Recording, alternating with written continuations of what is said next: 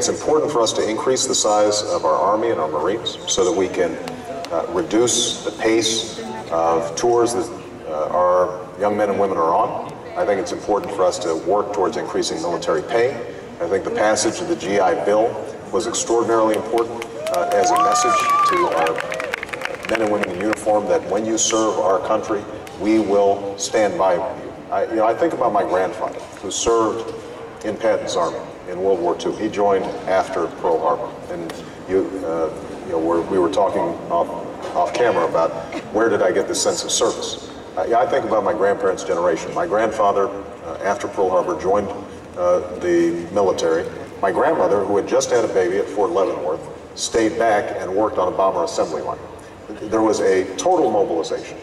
And when my grandfather came back, he came back to a GI Bill that was going to pay for his college education and FHA loans that would help them purchase a home. There was that sense of sacred obligation that, frankly, we have lost during these last two wars. I want to restore that.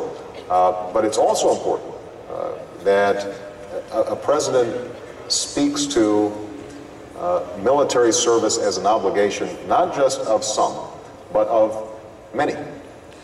I travel obviously a lot over the last 19 months, and if you go to small towns throughout the Midwest or the Southwest or the South, every town has tons of young people who are serving in Iraq and Afghanistan. That's not always the case in other parts of the country, in more urban centers. And I think it's important for the president to say, this is an important obligation. If we are going into war, then all of us go, not just some. Well, to that end, to get the best and brightest into the military, this university, your alma mater, invited President Ahmadinejad of Iran to be here last year. But they haven't invited ROTC to be on campus since 1969. Universities that have excluded ROTC invite them back on campus. Yes, I think we've made a mistake on that. I recognize that there are students here who have differences in terms of military policy, but the notion that young people here at Columbia or anywhere in any university aren't offered the choice, the option of participating in military service, I think is a mistake. That does not mean that we disregard any potential differences in various issues that are raised by students here. But it does mean that we should have an honest debate while still offering opportunities for everybody to serve, and that's something that I'm pretty clear about. You were saying a moment ago that you think there should be more young people serving in the military. We need a broader demographic cross-section. How do you do that short of a draft? Well, again, I think that inspiring young people to serve is something that the president is uniquely positioned to do.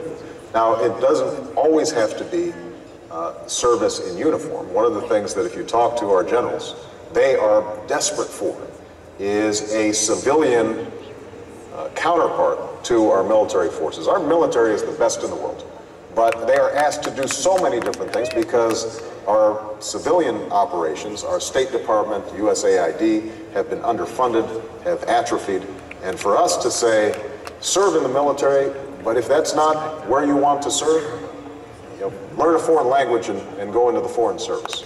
And by the way, we will deploy you in some difficult areas, but that's part of what it means to be an American and to serve and to sacrifice. We need agricultural specialists in places like Afghanistan. We need civil engineers that can do some of the work that currently our military officers are doing. And so I think a president who is consistently asking for young people to reach for something higher, something bigger than themselves, I think will get an enormous response.